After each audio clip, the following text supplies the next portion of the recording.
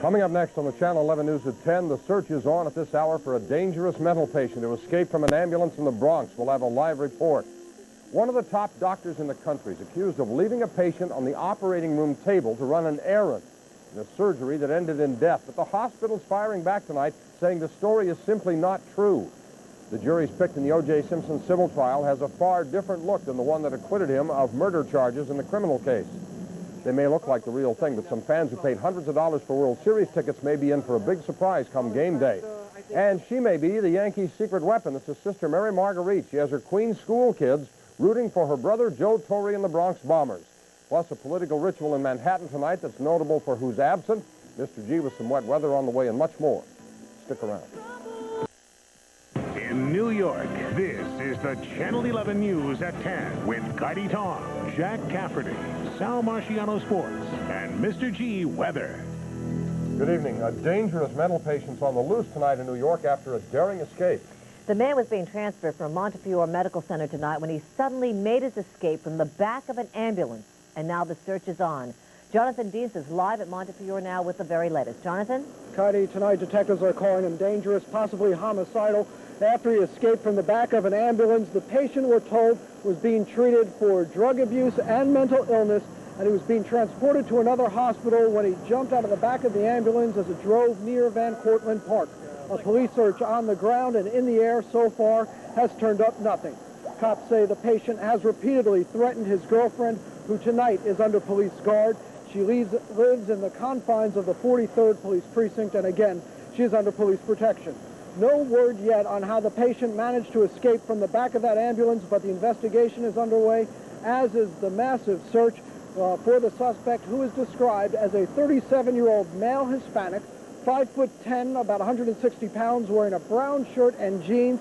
He is not wearing any shoes, and he has a cast on his left arm. Again, police say he is considered dangerous, and tonight they are guarding his ex-girlfriend here in the Bronx, who they say he has threatened repeatedly in the past. That's the latest from here in the Bronx. Jonathan Dienst, Channel 11 News at 10. Let's go back to Jack and Kaity in the studio. Thank you, Jonathan. A New York surgeon has caused an uproar in the medical community amid charges of a deadly operation and a cover-up. Dr. John Daly is the top surgeon at New York Hospital. Tonight, he's accused of leaving a patient on the operating table while he went to the airport to pick someone up. While he was gone, the patient died. And as Stacy Santos Miles report, the family wants answers, but the hospital is backing the doctor. Dr. John Daly. He's listed as one of the best doctors in America. At 48 years old, he's the chief surgeon at New York Hospital. But now this prominent physician is up against allegations he ordered his staff to cover up. He was away from the hospital when his patient died on the operating table. The state's health department is investigating, and the hospital is protecting him. Dr. Daly is a brilliant surgeon, and he's a gifted surgeon. But the fact that Dr. Daly was not present when the gentleman went into arrest had no impact on the outcome. This gentleman was an older gentleman who had a coronary history and was on the heavy side. Beatrice Beckerman, the wife of the patient who lives here in Fresh Meadows, Queens, was still too distraught to talk to us. She only told us to contact her lawyer in Manhattan, who also refused to speak about the case since he hasn't seen the medical records. But Beatrice's 72-year-old husband, Larry Beckerman, came here in the middle of August to undergo an emergency hernia operation. Surgeons say the average hernia operation takes about a half hour. But according to Beckerman's charts, Dr. Daly operated on him for almost 3 hours and then told his wife the surgery had been uneventful.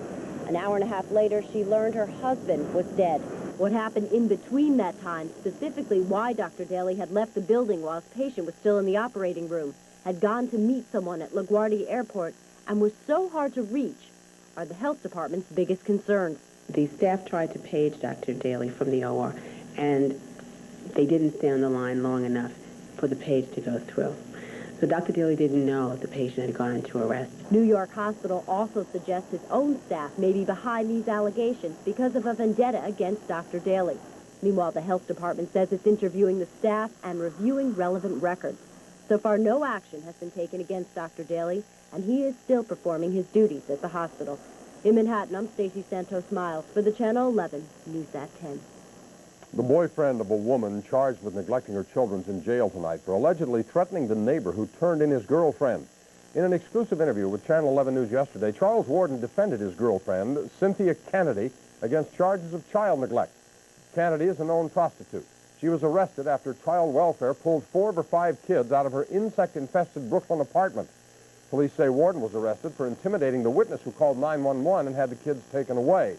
The district attorney's office has since found the witness a new place to live. Family and friends gathered in New Jersey to bid their final goodbye to a Fordham University football player. They came together at Queen of Peace Church in North Arlington to remember 20-year-old Bill Tierney. The college football player many say was in the prime of his life. Tierney was laid to rest today after collapsing during pre-game warm-ups with his team just before their homecoming game last Saturday. The medical examiner's office says autopsy results proved inconclusive. Final results are expected shortly. O.J. Simpson's fate will be in the hands of a mostly white jury when his wrongful death civil lawsuit goes to trial. The panel consists of 8 whites, 2 African Americans, 1 Hispanic, and 1 man of mixed race. There are 7 women and 5 men.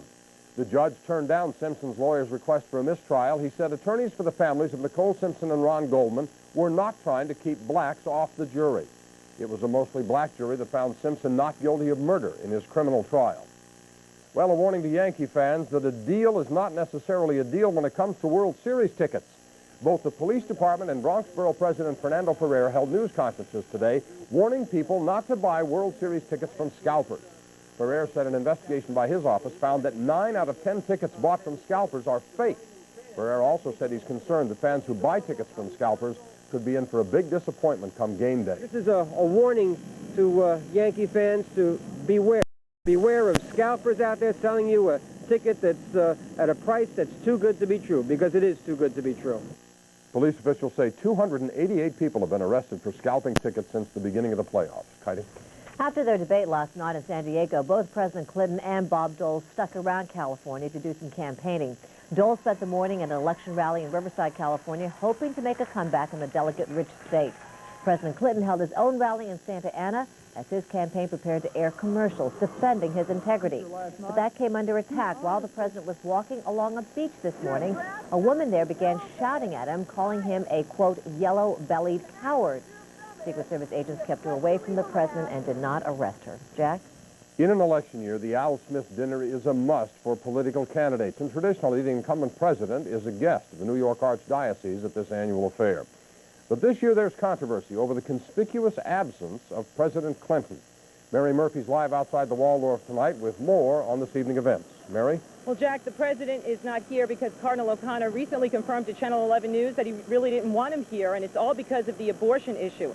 Instead, the 2 vice presidential candidates showed up, and for $600 a plate, the 1,200 guests got quite a show. In fact, Vice President Al Gore showed a slide presentation. But first, the Cardinal took a serious question when he first appeared for a photo op. Some people say you're snubbing President Clinton. Is that accurate? Is that what they're saying? Yes. A smile from His Eminence, a poker face from Democratic Vice President Al Gore.